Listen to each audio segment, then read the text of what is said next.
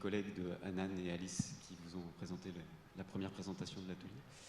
Donc moi je suis Baptiste Godlus, infirmier de pratique avancée psychiatrie santé mentale à l'équipe mobile du Pôle Centre. Et puis je suis Nicolas Toesca, je suis infirmier et case manager à l'équipe mobile sud du Pôle Centre au Vinatier.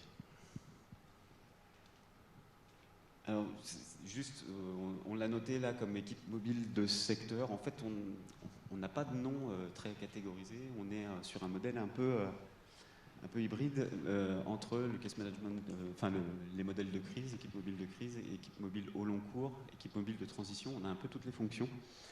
De ce point de vue-là, on essaie d'intervenir là où les unités habituelles du secteur ne peuvent pas le faire, ou proposer ce qu'elles ne peuvent pas proposer, c'est-à-dire soit de l'alternative à l'hospitalisation, soit du soutien intensif à domicile en transition post-hospite, soit du suivi de long cours pour les situations où ça ne marche pas dans les structures habituelles, parce que les gens n'arrivent pas à se déplacer, parce qu'ils se mettent en rupture très rapidement, et on essaie de tenir un fil là, et c'est nos fameuses prises en charge de long cours, ou voire très long cours.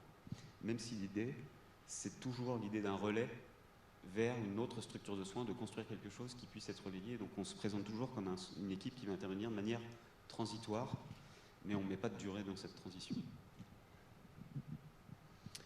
Bon, c'est la même équipe que tout à l'heure, hein, mais c'est juste cette répartition équipe nord, équipe sud et transversaux. On a la chance à Lyon d'avoir, nous, un secteur géographique qui est extrêmement resserré, et ce qui compte beaucoup dans les organisations d'équipes mobiles. Enfin, je pense à la présentation d'hier matin, où on n'a pas les mêmes difficultés de kilomètres qu'en Corse, quoi. Et on est desservi de transport en commun, voitures et autres, donc c'est un vrai avantage. Une spécificité par rapport à d'autres équipes, c'est effectivement cette idée qu'on assure le suivi uniquement et 100% dans le milieu de vie. On n'a voilà, pas de possibilité d'accueillir les usagers dans nos bureaux. Si jamais on doit trouver un lieu tiers, on va s'appuyer soit sur le réseau autour de l'environnement du patient, et si on a besoin que ce soit une structure de soins, on va s'appuyer sur l'hôpital de jour qui va nous prêter un bureau. Par exemple, pour un entretien familial ou autre, ça nous est arrivé d'avoir recours à ce genre de dispositif. Le modèle théorique sur lequel on s'est basé, c'est le modèle FACT, qui est Flexible Assertive Community Treatment. Donc c'est un dérivé du modèle ACT, mais avec l'idée que en fait, c'est la même équipe qui assure et les soins de crise et les soins courants. Donc c'est basé vraiment sur deux modèles de case management, et en fait l'équipe reste la même, mais c'est le dispositif qui va bouger en fonction de la situation. Donc quand on est en phase non critique, c'est plutôt sur vraiment un fonctionnement de case management clinique, et puis quand on est en phase plus critique, on va passer sur un modèle de case management intensif que je vais vous présenter assez rapidement après. Les critères de crise que j'ai posés là, ils ne sont pas fixés, ils ne sont pas posés de manière stricte. C'est un petit peu ce qui nous amène à se dire non mais là il faut qu'on porte tous en équipe la prise en charge, ou là on est sur un fonctionnement plus classique.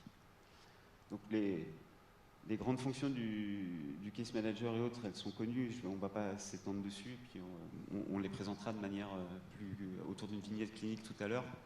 Mais voilà, au niveau des infirmiers et des case managers, parce que ergothérapeutes, assistantes sociales et pour les aides-soignants, on a ouvert aussi la possibilité au volontariat des aides-soignants peuvent prendre cette fonction de case manager. Mais c'est les outils de base. Et dans l'idée du fonctionnement du case management de crise, en fait, l'idée c'est vraiment là qu'à ce moment-là, il n'y a plus un case manager qui va porter un peu tout seul le truc. La fonction de case management est portée par l'équipe complète, et du coup beaucoup plus de variabilité dans les intervenants auprès de l'usager.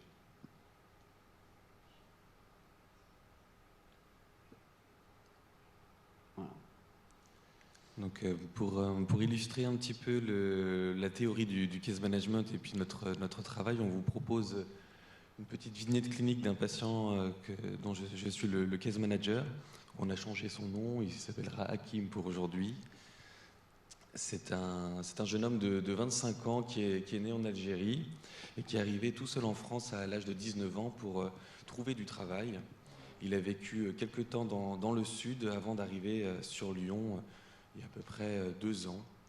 C'est un jeune homme dont le diagnostic est une schizophrénie paranoïde, Et nous, lorsqu'on l'a rencontré, il y avait déjà un petit peu de travail qui avait été fait puisqu'il touchait déjà la hache. Ce jeune homme est passé aux urgences psychiatriques du Vinatier de lui-même, avec des hallucinations acoustico-verbales, et puis un délire de persécution. Et surtout, ce qui l'a amené aux urgences, c'est qu'il était extrêmement anxieux face à ces hallucinations. Lui ne reconnaît pas le caractère pathologique de ces hallucinations à ce moment-là, mais il était très gêné par l'angoisse. Les urgences ont remis en place un traitement qu'il avait déjà eu auparavant dans le sud, donc l'aripiprazole. Et quelques jours, il s'était déjà un petit peu apaisé, donc il ne voyait pas l'intérêt de l'hospitaliser sur les services de secteur. Ils nous ont appelés et on a pu du coup prendre le relais pour l'instauration de ce traitement. Lorsqu'on l'a rencontré, Hakim avait des attentes et des objectifs plutôt tournés sur le social plutôt que sur le soin. Donc il souhaitait retrouver du boulot. Jusqu'à ce moment-là, il faisait surtout des missions d'intérim dans le bâtiment ou des fois des petits boulots qu'il trouvait au black. Un de ses objectifs principaux est également de trouver un logement digne, puisqu'il vit dans une chambre de 8 mètres carrés avec un loyer de près de 500 €. Avec les toilettes sur le palier. Et puis aussi une aide pour recouvrer ses dettes, puisque régulièrement, lorsqu'il est décompensé, il prend le train sans payer. Et il se fait quasiment choper à chaque fois. Nous, pour atteindre ces objectifs, on a identifié des besoins de soins, donc renforcer une alliance thérapeutique. Il y avait énormément de ruptures de soins dans son parcours, très peu d'observance de son traitement sur le long cours, et on commençait déjà à se poser la question de la mise en place d'une mesure de protection, puisque régulièrement, il ne renouvelait pas ses droits d'AH, ses droits de sécu, il perdait ses papiers, ce qui pouvait le mettre extrêmement en difficulté pour accomplir ses objectifs de vie personnelle. En première intention, du coup, on s'est dit qu'il fallait qu'on essaye de construire l'alliance et on a attaqué tout de suite par essayer de mettre en place des actions sociales. Donc tout de suite, notre action sociale s'est rendue aux visites avec nous. Le psychiatre était très présent au départ également pour ajuster le traitement. Nous essayons de lui rendre visite toutes les semaines, ce qui n'était pas évident parce qu'il ne note pas les rendez-vous, accepte régulièrement des missions d'intérim sans nous prévenir. Donc les débuts étaient un petit peu difficiles. Voilà, on était à peu près sur 3 mois à cette intensité et avec ces objectifs-là premiers. Une fois que l'alliance était établie, on a pu commencer à travailler sur la mise en place d'un traitement retard. Et on a un petit peu eu du mal à trouver le bon délai entre chaque injection, puisque à la fin de chaque injection, il était souvent très tendu et persécuté. Et donc ça rendait compliqué l'injection. Et au bout d'un moment, on a réussi à trouver le bon délai pour pouvoir la réaliser à chaque fois, ce qui est donc tous les 25 jours. On l'a accompagné toujours sur le travail social, sur un projet de formation, donc qui s'est inscrit à l'école de la deuxième chance, pardon. Et on a continué les visites hebdomadaires, avec cette fois moins la présence du psychiatre, plutôt le case manager, donc moi, l'assistante sociale et parfois mes collègues infirmiers. Donc à nouveau 3 mois de prise en charge à peu près pour ces objectifs-là. Ensuite, nous avons commencé à travailler sur le projet de Curatel, ce qui est fini par accepter. Et puis c'est là que nous avons commencé aussi tout un travail de lien et de rencontre, de synthèse avec nos autres partenaires. On s'est rendu compte que ce jeune homme avait énormément de professionnels autour de lui, mais qui n'arrivaient pas à identifier leurs fonctions. Et il faisait donc toutes ces demandes à toutes les personnes constamment. Ce qui rendait un petit peu le travail difficile. Et on a espacé nos visites parce qu'il trouvait ça trop intrusif et régulièrement se faisait jeter. Donc en espaçant nos visites, on a renforcé l'alliance thérapeutique.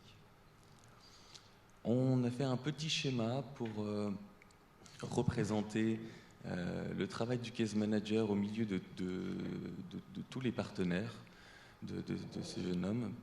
Donc, le case manager se trouve au centre avec l'usager. C'est un interlocuteur privilégié à la fois pour l'usager mais également pour les partenaires. Donc en haut, nous avons notre équipe mobile à nous avec l'infirmier, l'assistante sociale, le psychiatre et notre collègue d'IPA qui entrera dans la prise en charge un peu plus tard. L'assistante sociale de la métropole, la MDPH, le SPIP parce que ce jeune homme a aussi un suivi SPIP, la mission locale, l'école de la seconde chance, les urgences et le service PASS qui est un service d'accès aux soins pour les personnes qui n'ont plus de droits. C'est retrouvé dans ce cas-là assez rapidement. Oui. Voilà. Ah, je suis allé un peu... tac. Et en ce moment, là où on en est avec ce jeune homme, on essaye de faire en sorte qu'il puisse aller chercher son traitement tout seul à la pharmacie. On vient de faire le relais de la prescription du psychiatre à notre collègue d'IPA puisque le traitement est enfin stabilisé. Et puis nous avons avancé sur la question du logement puisque notre assistante sociale a fait un signalement à la métropole. La métropole est venue visiter le logement. Qui ne devrait pas être en location vu la taille du logement, la fenêtre cassée et puis les moisissures un petit peu partout. Et le dossier d'Allo est en cours et normalement dans à peu près 2 mois on devrait lui proposer un nouveau logement. On souhaitait vous présenter aussi les autres rôles de l'infirmier à l'équipe mobile. Donc il a un premier rôle de case manager mais il a également aussi un rôle de régulation, de coordination, puisque chaque jour dans notre équipe, un infirmier reste dans les locaux. Il est en binôme avec la secrétaire. Il se charge de mettre à jour notre tableau FACT, où c'est un peu comme une relève avec toutes nos prises en charge en cours. C'est l'outil aussi qui va permettre que, comme ce n'est pas toujours les intervenants qui connaissent bien le patient, d'avoir un peu les axes généraux. Voilà, ce que disait la collègue psychologue tout à l'heure, mais si c'est un infirmier qui n'a pas vu le patient depuis X temps, qui va sur la visite pour cette fois-là, d'avoir un peu les axes généraux qui se travaillent en ce moment en un coup d'œil assez rapidement pour savoir où on met les pieds quand il n'y a pas d'interlocuteurs qui sont référents de prise en charge. Dans ce tableau se trouvent aussi les fréquences des visites prévues. L'infirmier de régulation s'occupe aussi de la permanence téléphonique avec la secrétaire, ce qui permet qu'il puisse faire des évaluations lorsqu'un patient appelle en situation de crise ou dans un moment où il a des idées suicidaires. Il se charge également de replanifier les prochaines visites qui ont eu lieu le jour même. Et puis également de gérer les imprévus. Donc ça permet d'appeler les équipes qui sont sur le terrain pour éventuellement rendre visite en urgence à un patient. Cet infirmier de régulation s'occupe aussi d'animer, de gérer le briefing quotidien qui a lieu à 13h. Et puis il fait également le lien avec l'IPA pour toutes les nouvelles indications, lui proposer des dates de première visite.